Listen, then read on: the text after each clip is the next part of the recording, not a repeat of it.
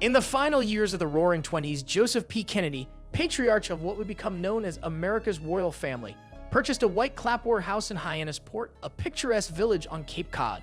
Joe renovated the place, which boasted a breathtaking view of Nantucket Sound, for his wife, Rose, the Kennedy matriarch, and her 9 children.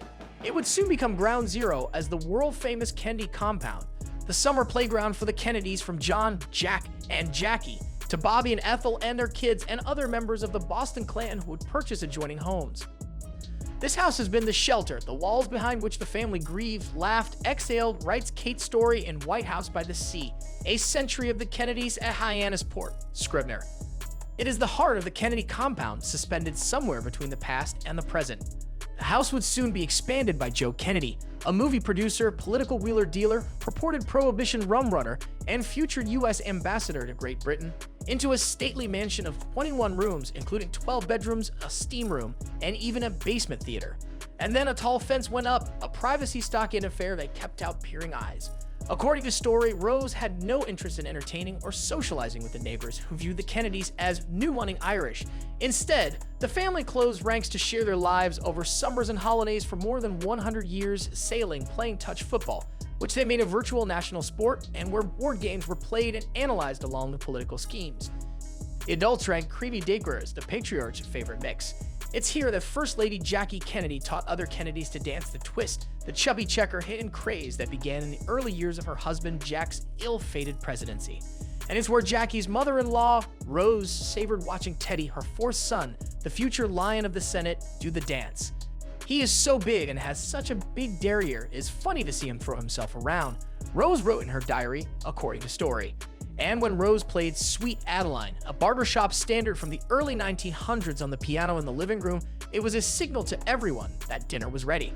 For the matriarch, the house on Market Avenue was life at its best. Rose saw it as a golden interval, with Joe spending more time with his children, checking the kids for clean fingernails in the morning, and as a coach pointing out what they were doing wrong in sports, even following behind them in a motorboat while they were learning to sail and shouting out their mistakes.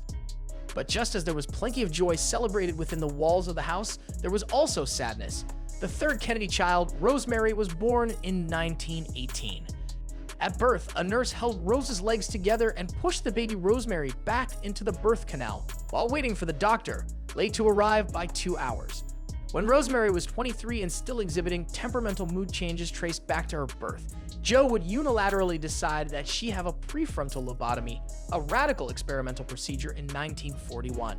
The lobotomy procedure was a failure, and Rosemary would be hidden away at a Catholic institution in Wisconsin. She simply vanished, writes story, until the years following Joe's death in 1969. Rose sent for her daughter to join the family on the Cape in 1975. Rosemary died in 2005 at age 86. Along with the tragedy of Rosemary was the scandal surrounding Joe's affair with Hollywood's reigning silent film sex goddess Gloria Swanson. While Rose was off on European shopping excursions, Swanson would arrive at the compound in her chauffeur-driven Duesenberg, igniting gossip around town. Rose herself would later confess to a friend that she had had her own indiscretions and showed them exquisite jewelry she had been gifted, supposedly by lovers, writes the author.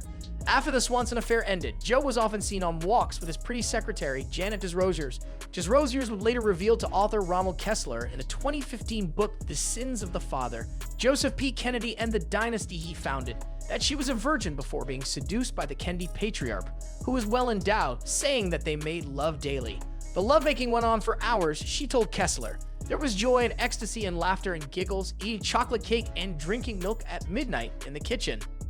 That affair lasted 10 years before Desrosiers moved on to become a secretary on Jack Kennedy's presidential plane, accommodating JFK by massaging his feet and hands in private.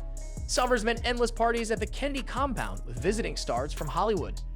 Frank Sinatra was a frequent guest along with international playboy Porfirio Rubirosa. Known for his sizzling sexual prowess, Joe couldn't resist fondling the breast of Rubirosa's date, according to story. To Jackie, Jack was a classic Casanova like his father, the ultimate womanizer. When Jackie was alone in Hyannis Port, she knew of Jack's many indiscretions taking place in Washington, D.C., writes story, and viewed his appeal to women as his incandescence. Her nickname for him was Magic. But after suffering a miscarriage in 1955, she confided to her sister, Lee Radziwill, that the magic was gone. The magic also changed within the compound with Joe Kennedy's stroke in 1961 that left him partially paralyzed and unable to speak.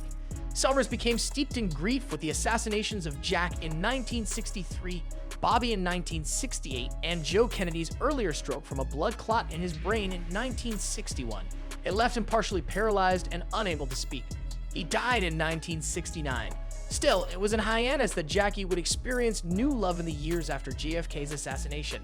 Greek shipping magnate Aristotle Onassis would visit the widowed former First Lady in Hyannis Port, bringing Greek gifts of feta cheese and cartons of her favorite cigarettes.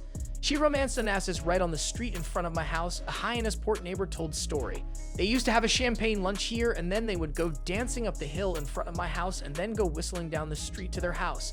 And I just kept asking myself, how in God's name could she love that guy? They married in 1968 and divorced 7 years later. While Jackie's house was peaceful and hadn't changed since the two-story clapboard house, located directly behind the Patriarch's place, was purchased in 1957 for $45,948. Her sister-in-law Ethel's was loud and full of life and involved plenty of troubled teen antics.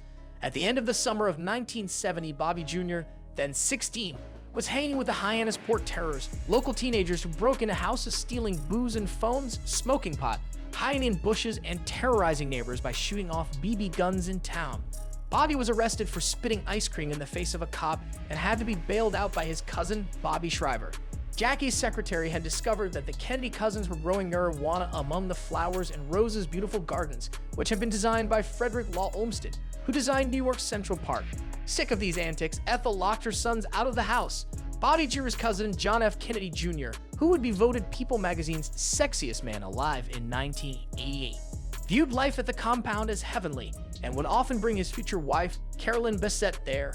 Carolyn loved the place where she would cook dinner in bare feet, pajama pants, and one of John's old shirts, according to story. It ended horribly for the famous couple when JFK Jr.'s plane went down in the Atlantic Ocean off Martha's Vineyard on July 16, 1999. In August 2014, the Kennedy family and friends celebrated the third marriage of RFK Jr., now a candidate for the presidency, to the actress Cheryl Hines. Life goes on behind that high fence in front of the compound. Over 105 Kennedy children, great-grandchildren, and great-great-grandchildren have called it their summer home.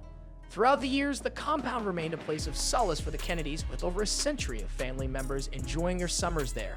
As the years pass, the Kennedy Summer Compound remains a cherished symbol of the family's resilience and enduring spirit. Though the walls may not speak, the stories contained within resonate throughout history, leaving an indelible mark on the legacy of America's royal family. So that's it for today's video. Be sure to leave a like and subscribe to our channel for more content like this one. Thanks for watching.